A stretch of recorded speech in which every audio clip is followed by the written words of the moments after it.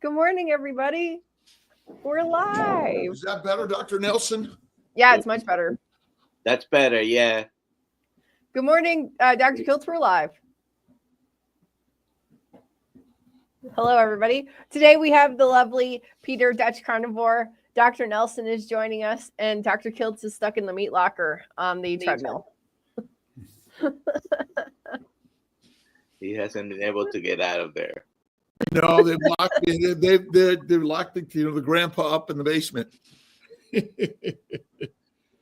Good morning, everyone. Good morning, everyone. Grandpa Kiltz here, and although baby still doesn't have a name, it's baby boy. I call him baby boy Kiltz.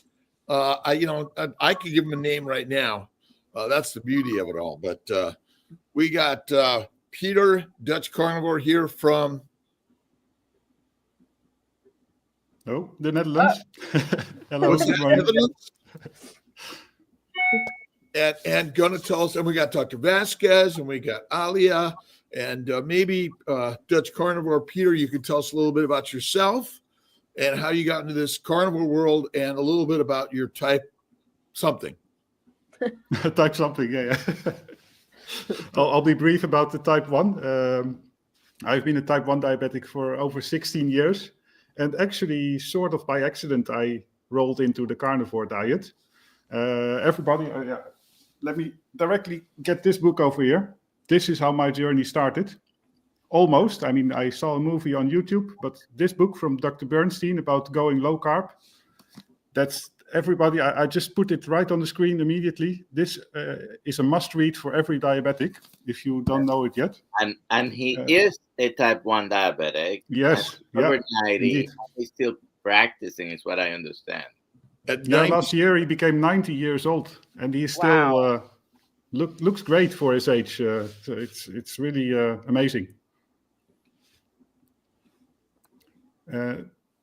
Dr. Kiltz is falling away again, but so, we're here for you.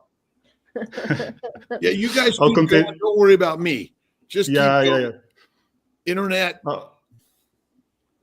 I'll continue, and so my carnivore journey started about 2.5 years ago. So I went low carb, and that basically already solved all the glucose management issues that I have as a type 1 diabetic.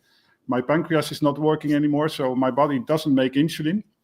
There is no cure for type 1 diabetes. So the best that you can do is try to manage your blood glucose as well as possible and try to dose the insulin correctly. But that's very, very difficult on the standard diet. And that's what I did for 14 years. And I did quite a good job. Still, my A1C was like in the upper 5s, 6, but it was on a daily basis, it was just destroying my life because you do everything all right, and still you get all these large excursions in your blood glucose, and you feel like crap. And your entire daily pattern is disrupted. If you go to work, you get a high blood glucose. You have to take a walk to bring it down, or take insulin. All those things. Even having a normal conversation at work can be troublesome, because if you talk for 1 hour, so we'll see it also during this live, if you talk for 1 hour, you cannot put an eye on your glucose, on your blood glucose all the time. So that sort of things. And there are all kinds of disrupting factors in diabetes. So I was very lucky that on YouTube I found out about the low carb approach. And basically that's the rule that Dr. Bernstein talks about, that you lower the carbs, so you lower your insulin requirements, and things become so much easier. And it's a nice thing to talk about maybe later on, but I'm actually doing an experiment right now, a bit Nick Norwich style NS1 experiment with a cardiologist to look at what happens with my LDL, because going low carb, I sort of traded my high blood glucose levels for high cholesterol levels. And now we're going to look at what happens if I start to eat a little bit of carbohydrates just for about 2 weeks or so. And I can tell you already, it's flashback time. It's like I'm now on day 5 of this experiment, and I'm eating about 40-50 grams of carbohydrates a day. And that's already too difficult to manage with insulin injections because, you have to match these very large peaks that Dr. Bernstein talks about. You have to match it very well with also the very fast-acting insulin. So if you make a small mistake and you have a mismatch, you'll go down in blood glucose. You're either flat on the ground or you feel like crap because you're hyperglycemic. That sort of things. And I'm already experiencing that again after a few days. So I know now why I did all of this for 2 years now. And anyway, that's interesting experiment.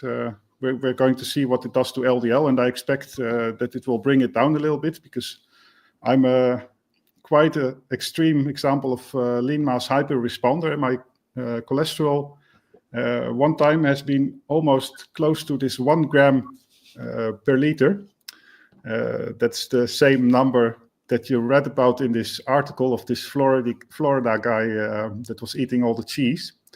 And sometimes now it's lower. It's like 600, but that's still also for lean mass hyperresponder, that's quite high. So that's what we're going to look at. But personally, I am not that much worried because, I believe that this lipid energy model is really that they're really onto something. Since I'm fat adapted, I'm trafficking a lot of fat in my body, so I need this LDL, and that's what we're looking at. But just to give an example of why you should go low carb, just to go back to the diabetes stories, that now I am eating 3 bananas in this experiment. So each banana, let's say, contains 15 grams of carbohydrates. My total daily insulin needs on carnivore are like 25 a day. Now I'm eating 1 banana. I need to inject 3 to 4 units of insulin for this 1 banana. Wow. And this 1 banana is 100 calories worth of energy. So that's 3 or 4 units. And if I'm eating a carnivore meal, that's already half or almost my entire energy intake of the day, I need 4, 6, sometimes 8 units of insulin. So that's an entire meal of 2,500, 3,000 calories, 8 units of insulin in the worst case, against 3 bananas, where I also need to inject 9 units of insulin. And I'll get all these excursions and feel like crap again. And that's doing an experiment like this, you just realize that it's just total nonsense to do all this effort for 1 banana. Mm-hmm. And what's in it? Well, maybe the potassium is a good thing. Then, it gives some energy, but that's it. And I'm really longing for, in the morning I take this banana, and I'm really longing for this piece of meat in the afternoon.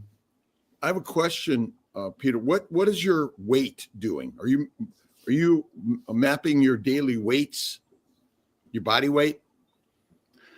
Right now, you mean, or in general? No. Since you've been on this experiment, and adding plants, not carbohydrates. You're adding plants to your diet, right? That's true, because the carnivore diet is also, that's a nice thing that you realize is type 1. The carnivore is also not truly zero carbs. So I went from 10 to say 60 grams of carbs, but indeed, the plants.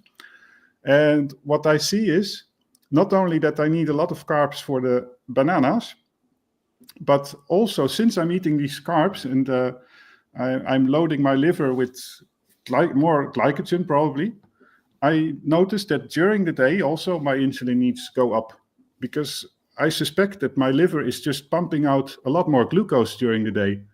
And then that way it looks like I'm very insulin resistant right now.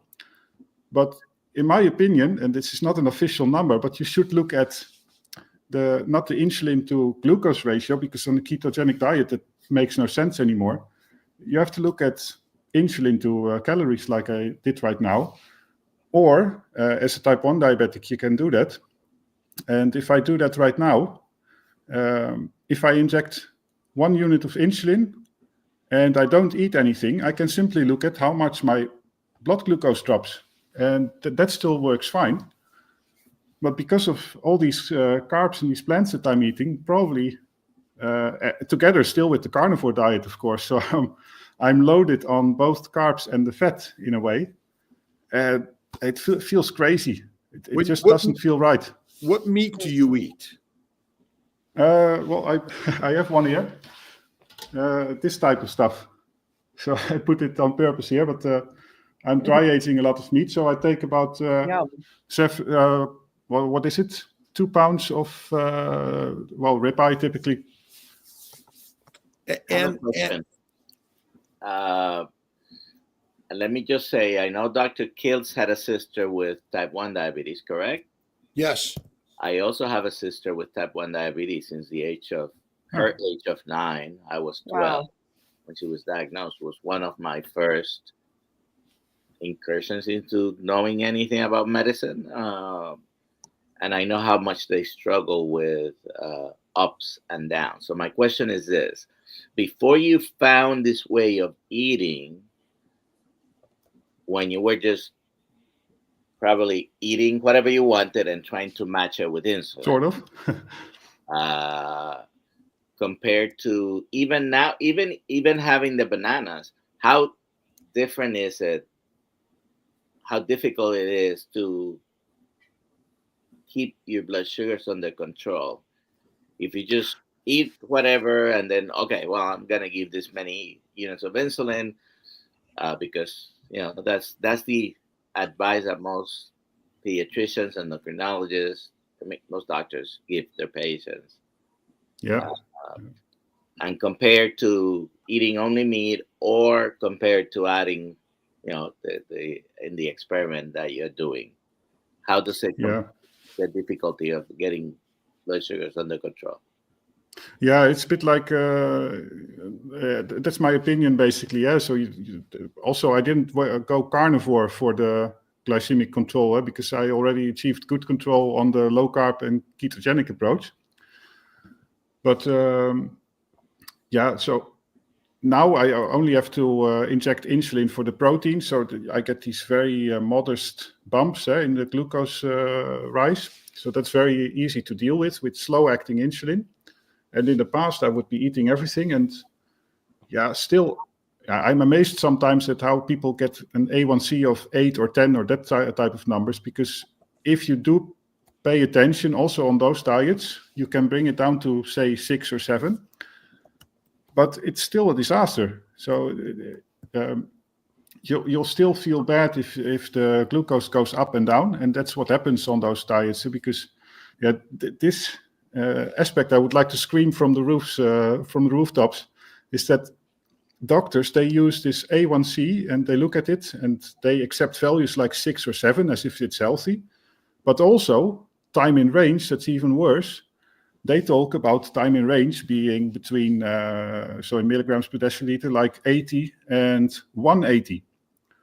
Well, since I'm on carnivore, if I am even at 130, 140, it's a disaster. I feel bad.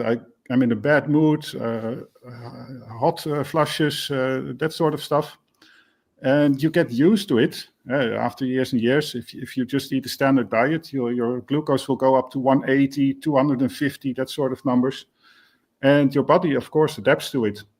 But that's the same with hypoglycemia. If you are constantly low, you will adapt and you will not notice it anymore. And that's actually very dangerous. But of course, the same happens with high blood glucose. And with me, the same. My A1C was actually a 6%, which for doctors is like very, very good. They send me home immediately.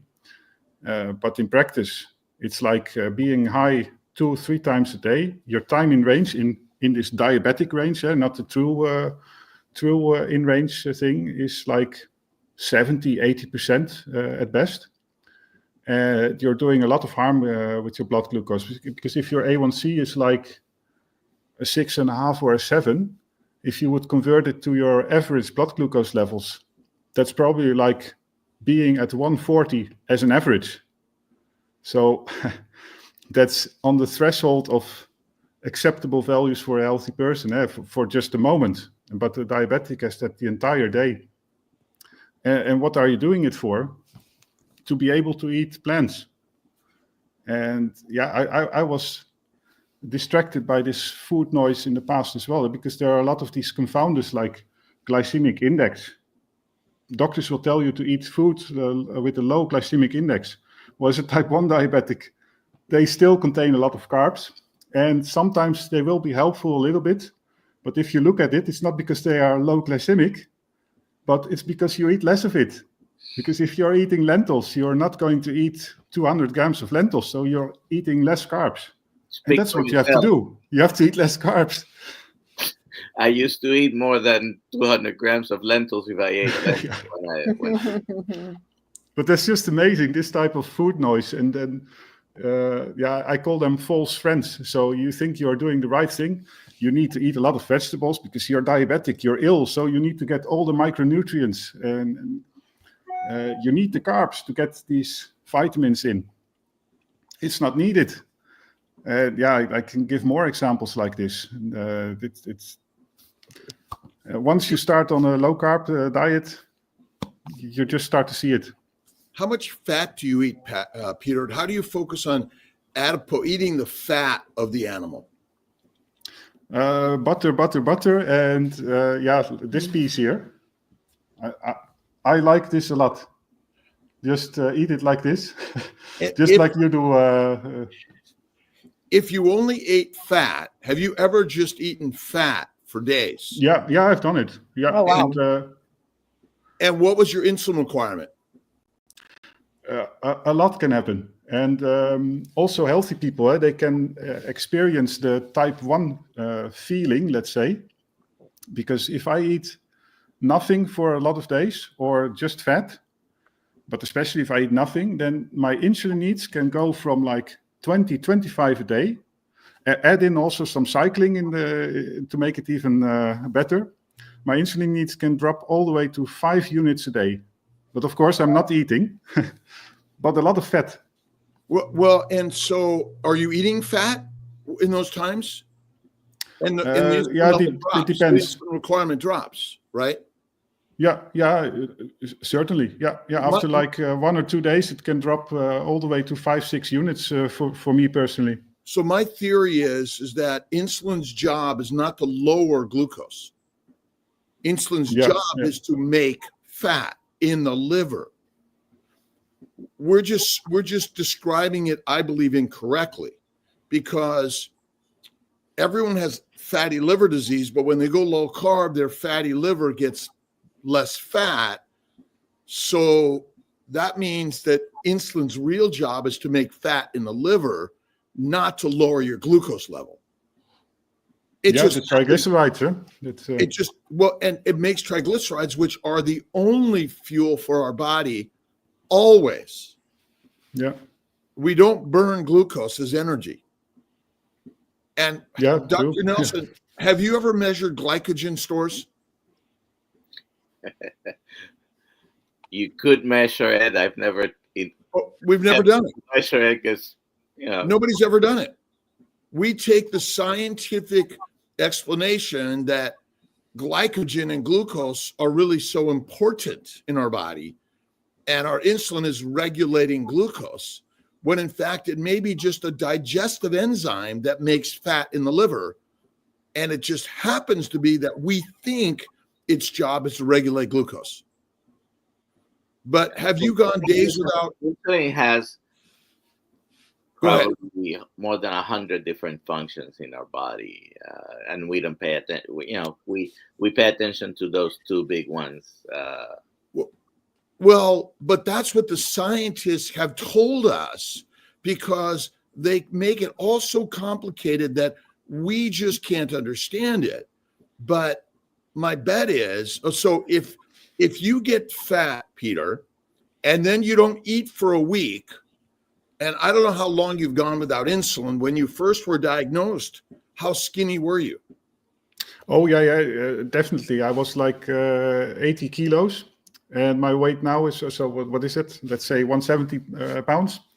Now I am 200. And of course, that's not since Carnivore only, but I went immediately up to, let's say, 190 to 200. And after Carnivore, it went up even further. But yeah, that's just muscles and different body composition, I think.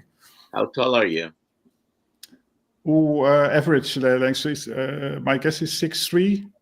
pretty If tall. that's average, then it's average. It should be average. Not average in the States.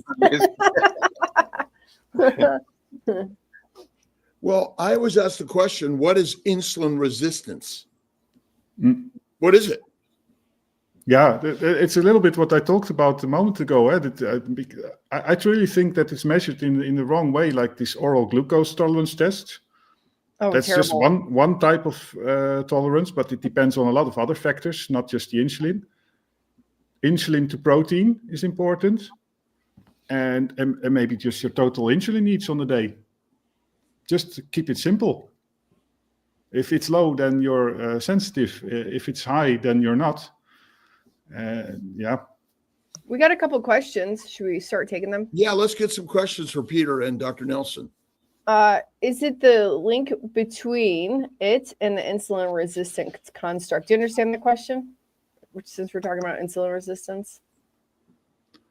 So, well, if you listen a couple of, when was it that was Bart? Did you interview Bart Kay recently, Dr. Kiltz? Yeah.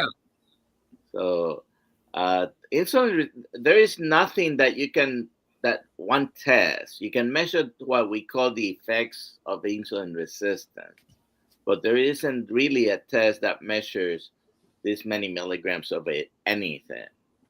So he's right when he says it's a construct. We call it insulin resistance to explain what is happening. And I think what he talks about, the Randall cycle, has a lot to do with what we see and we commonly identify as insulin resistance. It's difficult to explain that concept without using. I've been trying to use less and less insulin resistance, the term, as opposed to what is measurable, so excess levels of insulin. Well, if insulin's job is to make fat, would you all agree that it's doing a really good job? Sure. And nobody has hyperglycemia or hyperinsulinemia if they eat no plants. Doesn't exist. And so it's actually the plants that poison both the pancreas and the liver. And so type 1 diabetics trash their pancreatic islet cells. Type 2 diabetics, well, they're getting damage to the liver that reduces the conversion of amino acids and sugars to fat. So amino acid and sugar levels rise and they cause more glycation, which damages the liver and the pancreas even more, which then makes hyperinsulinemia, which insulin's job is to do what? Convert the eaten sugars and amino acids to fat in the liver, not to put glucose into the cell. That's the Kiltz theory of all of this. And nobody's talking about hepatogenous diabetes. What is hepatogenous diabetes? All cirrhotics have elevated glucose and insulin levels, yet they're skinny and not fat. Oh. They're cachectic. And so I think American Diabetic Association, in cahoots with the food companies and the pharmaceutical companies, are all giving us a theory that it's just insulin resistance and it's your bad luck, when in fact it's only one simple concept. You're eating a non-species specific diet that damages your liver and your pancreas. Type 1 diabetics are basically islet cell damage pancreas, and type 2 diabetics are liver damage. And it takes away a lot of the complication because I'm not that smart. but I'm sure Dr. Nelson knows this, but Peter, I mean, essentially, if you don't eat plants and you only eat fat, your lowest insulin requirements. Correct? Yeah, what happens is that I only need basal needs, and I can do everything the entire day without thinking. It's flatlined also. Because that's still difficult as a type 1 diabetic also on carnivore to flatline. But if you don't eat, that's the way to flatline. But a flatline insulin level is not normal because but the sugar, yeah. So that's but there's no sugar in the environment. There's either plants or animal meat. That's all the universe knows, and so insulin's job is to convert amino acids and sugars that are both in animals and in plants to fat in the liver. If that's the simple answer, because that's why fasting is such a healthy thing for humans to do. They heal up on fasting. My type 2 diabetes, 30 days of fasting, or a week of fasting, it cures the problem. And I don't know if Dr. Nelson have you talked about fasting in our diabetics, type 2? What are your thoughts? Well, yesterday I thought I was going to do a fast, and actually ended up doing if you want to call it, a fat fast. I had some fat trimmings, and then later I have bought some. Dr. Kiltz, have you ever had cheeks meat? I've tasted cheek. It's like so tender and sweet. Amazing. And so fatty. Yes. It's so fatty. So I put it in a slow cooker and left it 8 hours there and had some of that, which was surprisingly, there's got to be more than 2/3 of what you eat is fat and then a little bit of protein. My blood sugar right now is 88. I haven't used insulin for several days. Now, I am a type 2 who needs insulin sometimes. But someone was asking how many types of diabetes there is. The most common one is type 2 diabetes. Peter has type 1 diabetes, which, like Dr. Kiltz explained, is damage to the some of the cells of the pancreas. And I agree with type 2 diabetes being a problem of the liver. Then there is a type 1.5. That's what some people refer to as a LADA, which is late autoimmune. Like onset autoimmune diabetes or whatever. Type 1, which is later than early, young juvenile. Now, late. I'll look it up. LADA.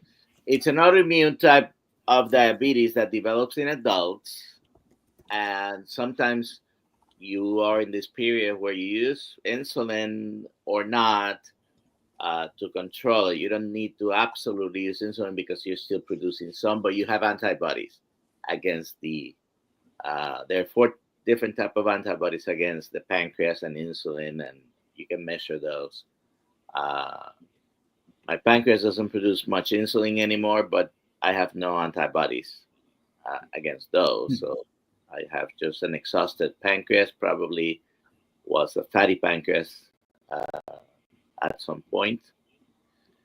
Anyways, type 3 diabetes, which I saw mentioned, is what they've been calling Alzheimer's for now, probably over 15 years at least. They've been calling that. And I have what's diabetes of the ovaries? Well, PCOS. But if you think about it, it's a continuum. Things like depression, anxiety, which are all herald autism, ADHD, are all damages to the brain secondary to lectins, oxalate, phytates, glycation, secondary to the foreign glycans of plants that damage our brain and then lead to Alzheimer's dementia later in life after longer exposure. So we Peter, what has your doctor said about your current diet? That's very double. And so if I approach them telling that I'm following a ketogenic diet, then it's all quite okay. And they are amazed by this A1C. They even say like, continue your current diet. And of course, they all focus on cholesterol. And although my doctor is not very extreme on it, she still follows the idea that I should be on statins because it's like 600, 700. But besides that, that's the funny thing, that they don't do much with this information. You see them for 5 or 10 minutes. And you would expect that they discuss with their colleagues like, oh, wow, there was this guy with an A1C of 4.9 and literally 100% time in non-diabetic range. Spread the story, but that's not what's happening. Besides that, now I got to know this cardiologist, and I'm doing some interesting research together with him, and I also hope that he will see the results in terms of the glycemic control, so that we also spread the knowledge about the keto diet, what it does for the blood glucose, that it's not all about the cholesterol, and hopefully we can show that the same things happen in me as in this LMHR group, like Nick Norwich has shown, that sort of things. Well, I put up a website, a web search on goitrogenic foods. So these are known plants to damage your thyroid gland. Do these foods only attack your thyroid gland?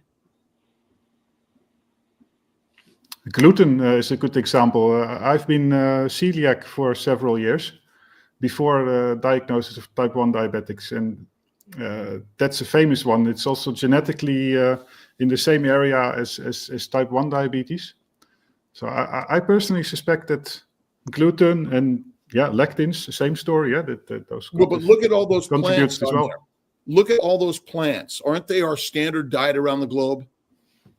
Yeah, they're all common. Yeah. Mm-hmm. They're all common standard diets. So we've made a complicated story out of simplicity. We're eating deadly plants that attack your pancreas, my brain, my bowels. All of us are being attacked by plants, which are basically, they don't want to be eaten. And we've made a complicated science that makes billions and trillions of dollars and billions and trillions of people sick every day when the science is so simple. And I'm in the meat locker. I'm not on my KMT or Instagram, but really those plants cause damage to every cell of our body. And you got type 1, I got arthritis and bowel bleeding and migraines and those things. And Dr. Vasquez got type 2 diabetes, which really, this is our simple concept of the story. And rather than complicated studies, because why would your body make LDL or anything that harms you? Right. Why? It doesn't. It doesn't. And so, I mean, fatty meat is our ultimate least toxic thing we can eat, and healthiest thing that helps us be the best. And our doctors, you're right. I mean, I don't know where you've worked in the offices you've worked at, Dr. Vasquez, but I know that in the hospital I work at, they came to me and I said, "You can't talk about this," and threatened me. Even I've been reported to my state medical licensing board because I talked about carnivore. Keto, you're right. It's kind of like everyone could do keto. But isn't keto, paleo, and carnivore high fat diets and really not low carb diets? Right. And I think people think, well, I'm having asparagus and kale. Aren't those low carb plants, Dr. Vasquez? Yeah.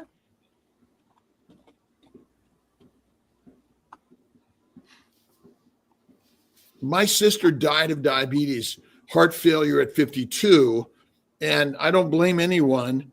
I think this is what our mission is, to share new ideas and information, is that her heart disease was secondary to extensive exposure to to plant antigens mostly and protein low-fat diet, because the majority of our diets have no animal fat or very little animal fat.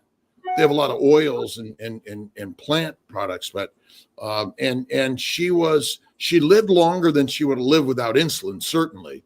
But I think that this is a new era today where we're all sharing, the N of one. Nick Norwitz is really putting it out there. But why would cholesterol and LDL harm your body? Yeah, indeed. And the plant sterols, right? That's a similar story. In my experiment, I'll be testing a few weeks also of changing the types of fat that I'll be eating. So there will be a bit more unsaturated fats. At some point, maybe also some plant oils even.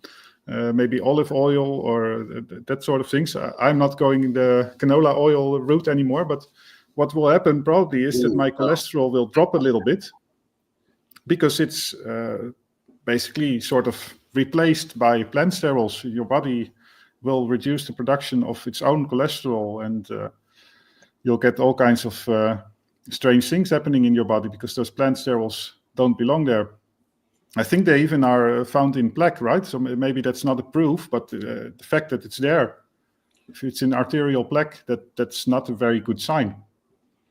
Although we are omnivores, we can eat some plant material, and we should probably eat most fatty raw meat.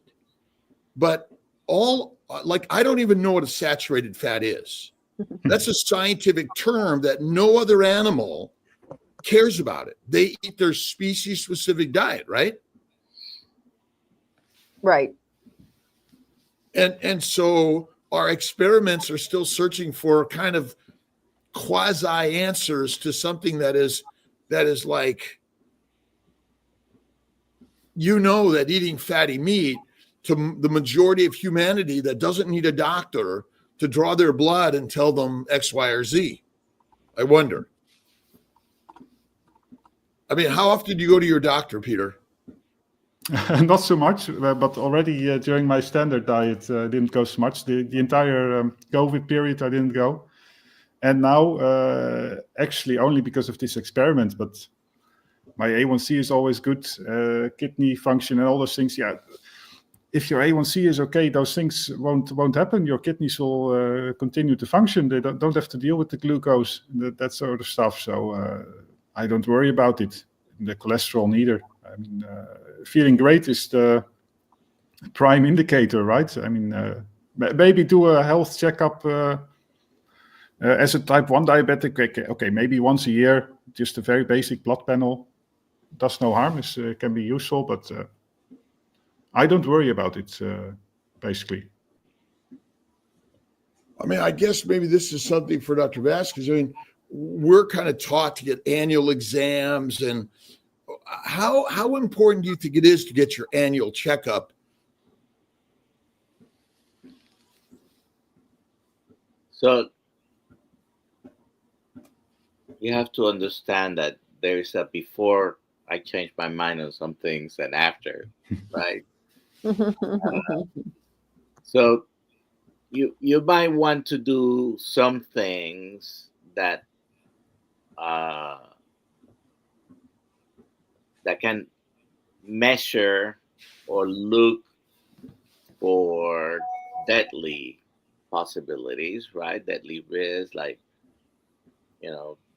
having a colonoscopy, because they can detect the cancer very early that could kill you, and that usually doesn't have symptoms until it's too late.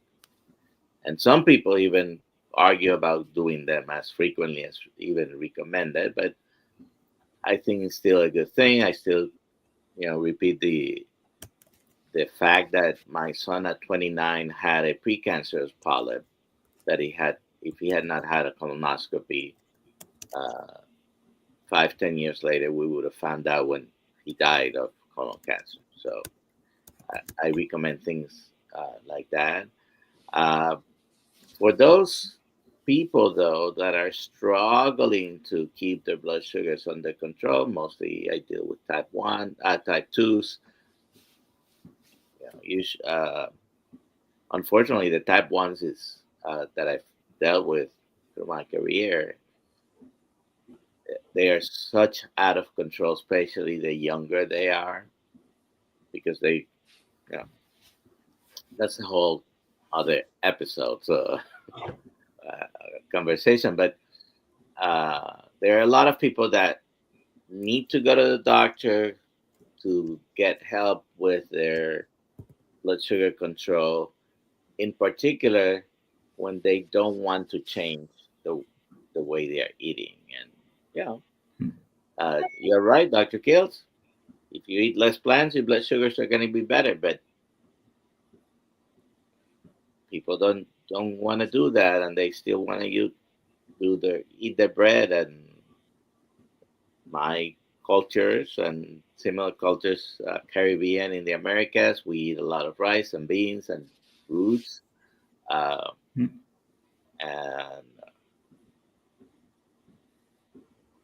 I've had people literally tell me, I'd rather die than give up my bread.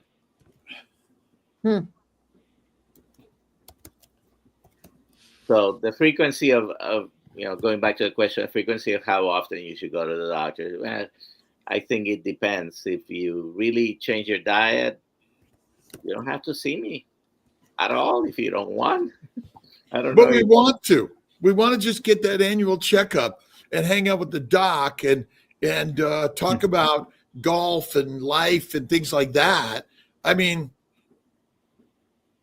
interesting, right? Just to go see the doc, and in some ways, what would happen to our standard medical systems if suddenly 80% of the world is carnivore or ketovore? Yeah, you go to the doctor when something is off, right? If you expect that there is something wrong, and if you're a dysregulated diabetic, it makes sense to do a yearly checkup. But if you're not like me, I could wait 5 years, probably, no problem. But that depends. But when do you go to the doctor? When something is wrong. That's how it should be. And I agree with you, Dr. Kiltz, that then probably you'll get rid of 80% of all doctor visits if people are metabolically healthy, eating the right stuff. But I always go to this metabolically. I mean, there are plenty of vegan, vegetarians, and Mediterraneans that live a long time, but I'm just wondering how many of those are on no medications and have no secondary diseases. Because my parents lived in 93, almost 94. They had hypertension, and my mother had blindness. They had a lot of secondary problems that I don't know that we're talking about when we just look at longevity, but we do need to look at quality of life first, and that you're able to get up out of bed, get out of the house, go for a walk, to do your laundry, cook a meal, those sort of things. And in the hospital, I was sharing something last night about the vending machine at the hospital where my daughter had her baby yesterday, and it was full of just all plant products and plant sodas. And one of my colleagues that works with me has Parkinson's and recently just is really working on carnivore right now. He's having a hard time getting off diet soda. And I was I said, well, okay, just go carnivore. Don't worry about the diet soda today. But maybe Dr. Vasquez, Ali, or you, Peter, knows like what coffee, I mean, I guess is add fat to it. Any ideas on, that temporary substitute? I'm drinking bone broth right now. I got bone broth and salt, and that's good. I like that. But I'm not saying I'm off coffee, but this is what I'm drinking right now. In the transition, people trying to transition into a carnivore diet, eliminating plants and things like that, sometimes you have to negotiate with particularly if it's a patient. Okay, well, you can have that instead of that. Certainly, I would rather you drink diet soda as opposed to drinking the one with the sugar. If that's going to help you transition into eliminating, the soda, and eventually eliminating the diet soda. So sometimes, from my point of view, trying to talk to patients about what to do, then I have to negotiate sometimes with patients. Yeah, it's. I also drank a lot of flavored elements, for example, in the beginning. And as a diabetic, I didn't drink any sugary drinks, but still, this type of things I also used it. But eventually, like after a few months already, I didn't care for it anymore, and now it's just coffee with a lot of butter. But I like the idea of the flavored element. I mean, it's less Bad. less. Well, meaning the diet sodas, I have no idea what they put in that. I mean, I guess in the minerals, and then I mean, really mineral vitamin and a little stevia, like little bit for our moments as we transition. Maybe we have the 12-step product where you start at full force for the first week, and then every week you go down, you lower the amount of that added stevia or sugar substitute that'll get you that next level.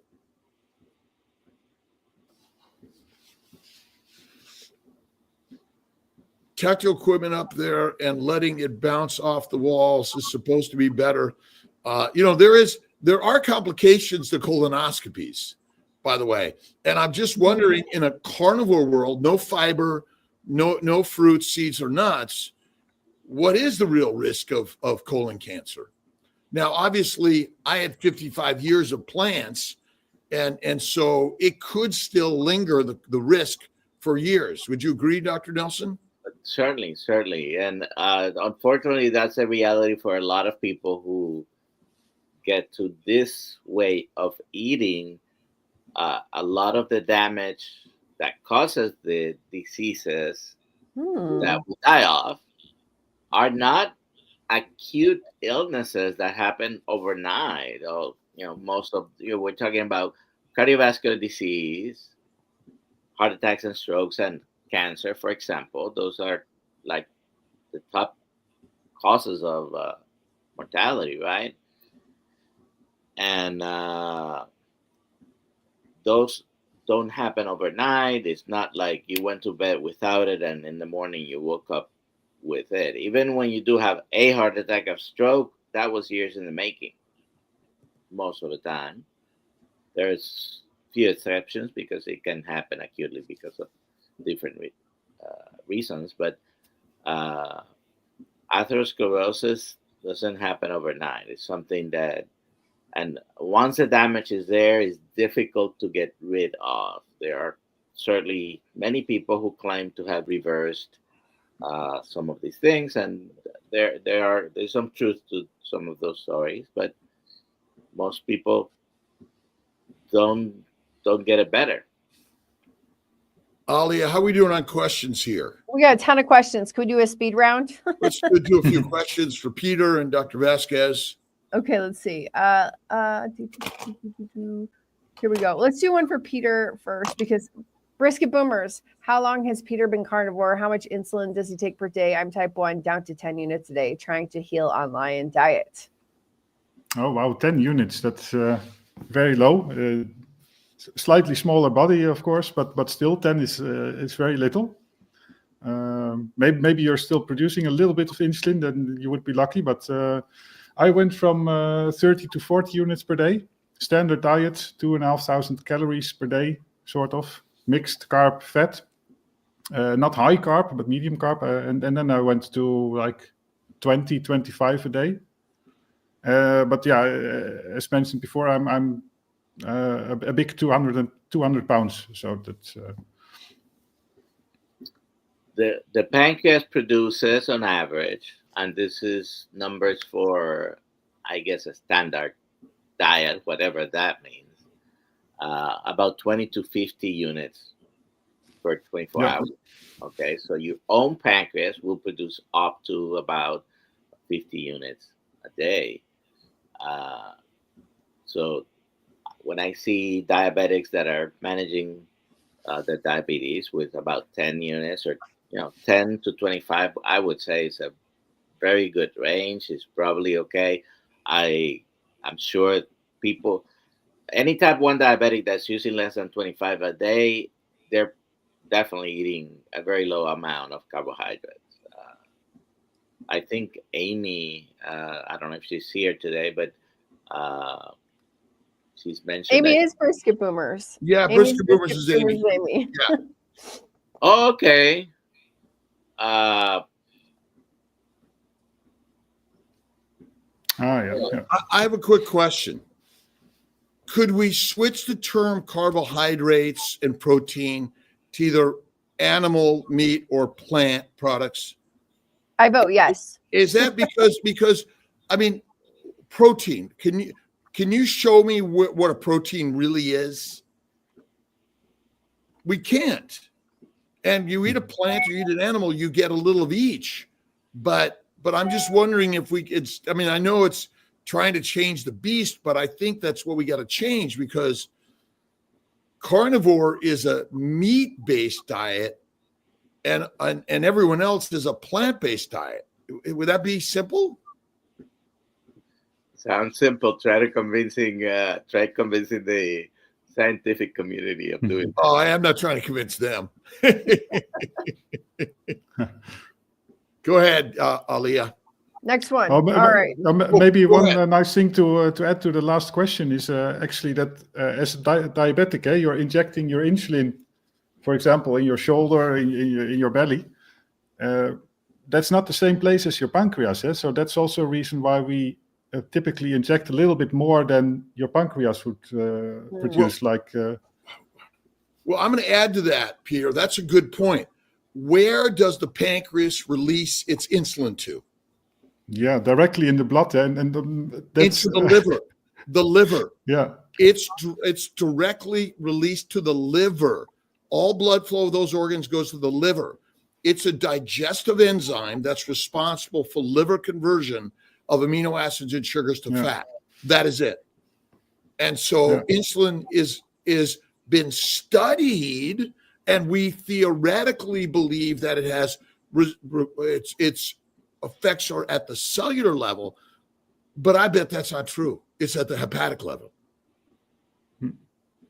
Yeah, and one thing I'm afraid of in terms of insulin is that it's totally glucose-centric, right? How you treat diabetes.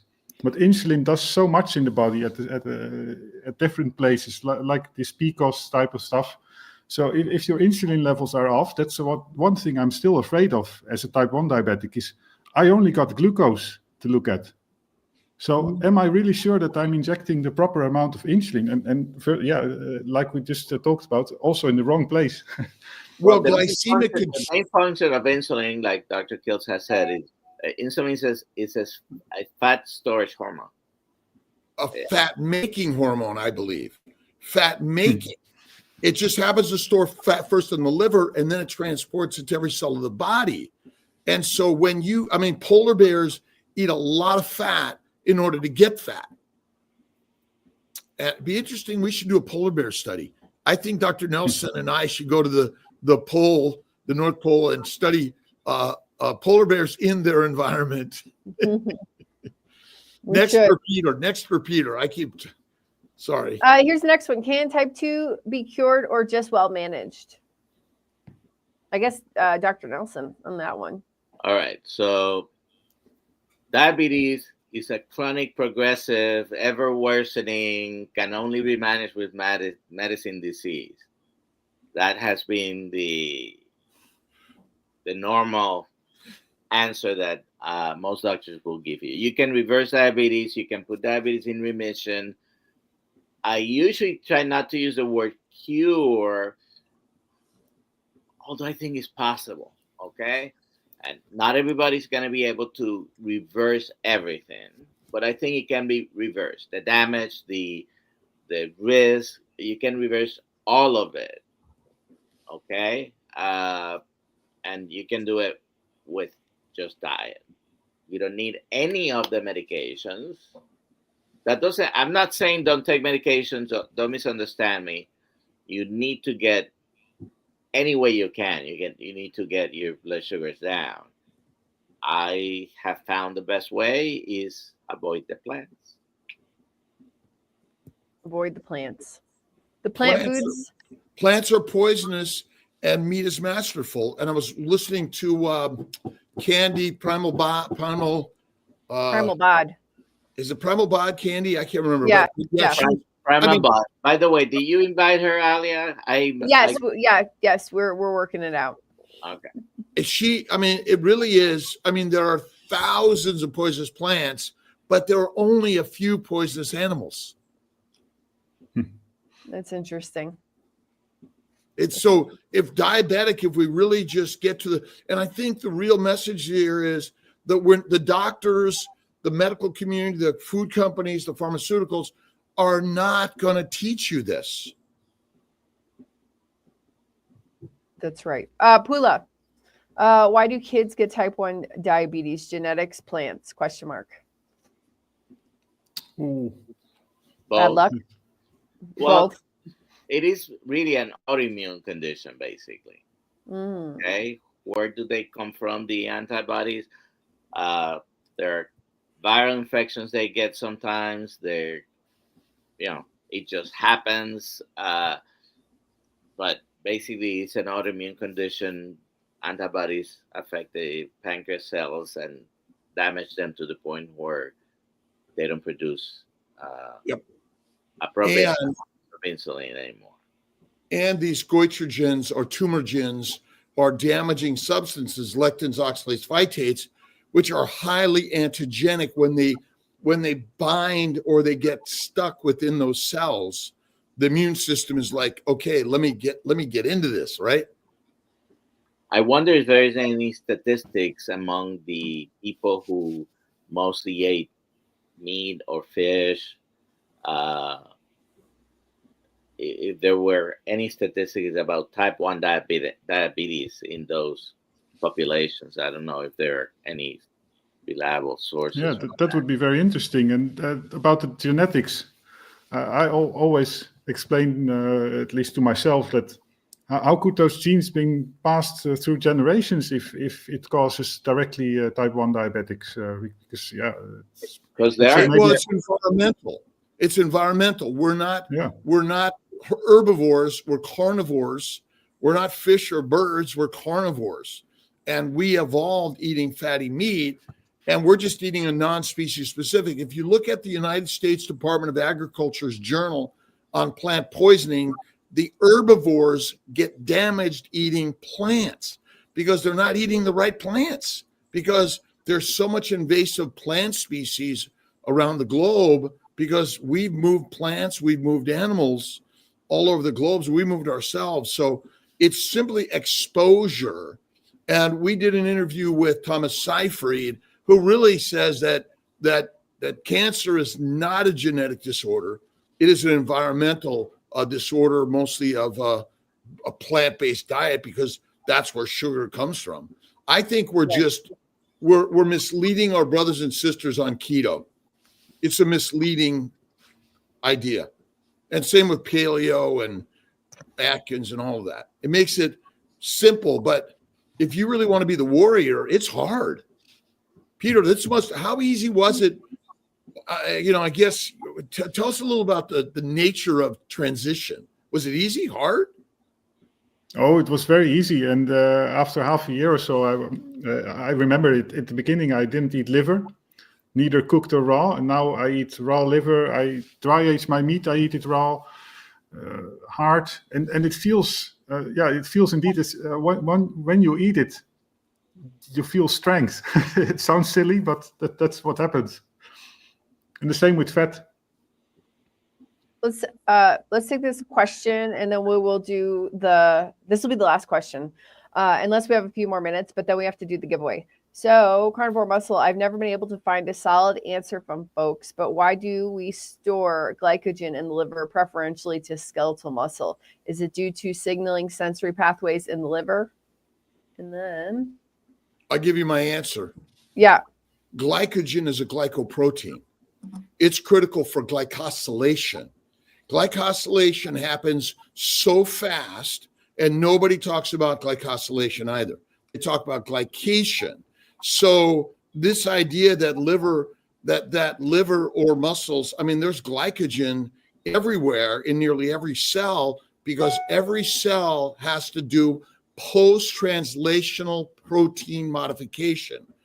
And glycosylation is like one of the most important things that happen in every cell. So I still think the glycogen story is incorrect, along with the insulin story. It's all wrong. That's my 2 cents. I don't know. What do you think, Dr. Nelson? No comment. Okay. No comments. And last but not least, is Dr. Kiltz on a treadmill? No, I'm not. Not on a treadmill. I'm walking in place. The desk where I'm at, has a walking pad. Oh. We are all on like the treadmill of life, right? And I don't normally do this. I actually bought one, but I never used it. I bought this one for my daughter, and she said, "Oh, I'm not going to use it." And then eventually I found it at the desk in the basement. And I'm like, "Oh, okay, I'll go for a walk." He's walking through the longest bridge ever. A simple walk is all we need to do. What about exercise, Peter? It varies a lot. And that's a funny thing about being on a carnivore diet. I've done cycling like 300 kilometers a week, or 7 days, 1,500 kilometers, that type of stuff. But now I'm not doing any endurance exercise at all. And the funny thing is that my insulin sensitivity remains sort of the same. And that wouldn't be true on a standard diet. It would skyrocket if I stop exercising, for example. So it's really it doesn't really matter whether you exercise a lot or not. I mean, keep a base level of let's say exercise, maybe some weightlifting or walks. But aside that, especially as a type 1 diabetic or a type 2 diabetic as well, don't start trying to lower your glucose by endless running and that sort of things, or doing the wrong thing, like if your blood sugar is elevated, directly go out for a walk to lower it. No, you should take your insulin if it's too high, or if it's too high, and of course you should prevent that it becomes too high, but it's all about insulin in the end. Exactly. And last question, how long has Peter been carnivore? A big 2 years now, and before I did a bit of keto. 2 years, yeah. Oh, nice. Today is my 600th day. Nice. Yay. Hey, Dr. Nelson. I just want to say the hashtag for the day is #babyboy. I'll give you a few seconds to put that in the chat. We got to finish soon, but I want to just mention the Austin meetup is coming up 8th of March. Be there or be square. Lone Star State, amazing Texan brisket. Come on over. Also, I'm planning a Kiltz Health Boston meetup on June 28th and something very special possibly in September. Dr. Kiltz, should I show what I'm planning on September? Well, sure. Do a quick show of what you're thinking. What I'm thinking, I got to figure out how to do all this and the prices of everything, but this is going to blow your mind. This is going to be hot water springs. They even have a convention center here, and I want to do it here. By the way, this is get your passports now. This is in Colombia, up in the mountains. So basically you look at this huge convention center. We could do a huge meetup here. But they have smaller ones also, tons of hotels. And what that is water heated up by volcanoes. So y'all want to come and experience this. Interesting. Nice. Love it. Yeah, it's amazing. So how do people find Peter, by the way? They go to at Dutch Carnivore on YouTube, but let's just look at his channel right now. Do we have a carnivore conversation coming up with Peter? I will schedule that for sure. That's scheduled. Absolutely. And here is his YouTube channel. Let me just pull that up. By the way, put #babyboy in the chat for the giveaway today. Share screen. Here we go. Here's Peter's channel. Go check it out. It's in English and in Dutch. Or what do you speak? Mostly English nowadays. But, oh, okay. We are spreading the word around the globe. That's real important, isn't it? Well, that's also what I like. I like very much that you are bringing out this much content, Dr. Kiltz, because I now also with this episode, I hope that we reach a lot of Dutch viewers, because there are a lot of people out there that explicitly ask for help with the carnivore diet. There are a lot of there's a lot of vegan propaganda in the Netherlands, but there is also a large group of carnivores now, and I think we're heading in the right direction. The kings and queens of the world want to control the peasants, and you control them on a plant-based diet, beer and bread. It's so simple. When you go carnivore, you become the lion and the lioness. You become the king and the queen of your life. So that's I think it's ancient philosophy and wisdom that we're learning and sharing. So thank you, Peter. Dutch Thank Carnivore you. for being here today. Alia, Dr. Nelson. We got to Dr. do the giveaway real quick, and then we got to All go. right. Let's Yeah, let's do it. Here do we go. it. Here we go. Here we go.